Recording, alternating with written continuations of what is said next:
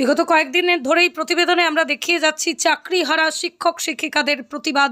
প্রথমত কসবায় মারধরের ঘটনার পর গতকাল থেকেই তারা অনশনে বসেছিলেন।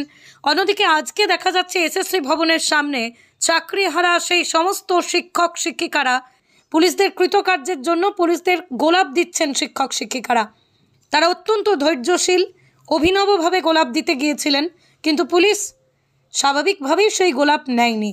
এসএসসি ভবনের সামনেই চাকরিহারা শিক্ষক শিক্ষিকারা অভিনব প্রতিবাদ জানালেন। তারা বলছেন, আমরা সুসম্পর্ক বজায় রাখতে চাই। আমরা প্রতিবাদ জানাচ্ছি না, আমরা তাদের সঙ্গে সুসম্পর্ক বজায় রাখতে চাই, সহযোগিতা চাইছি গোলাপ দিয়ে। আমরা শিক্ষক, আমাদের ধৈর্য এবং সহনশীলতা রয়েছে। আমরা সেইভাবেই ভদ্রভাবেই পুলিশকে অভিনবভাবেই গোলাপ দিতে এসেছিলাম। এখনও পর্যন্ত নেয়নি, তবে আমরা চেষ্টা চালিয়ে যাচ্ছি, এমনটাই জানালেন এক শিক্ষিকা। আপনাদের সেই ছবিটা আরও একবার দেখাবো।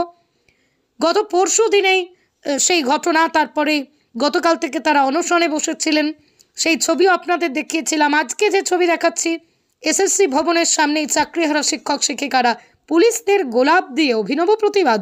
দেখুন সেই চিত্র।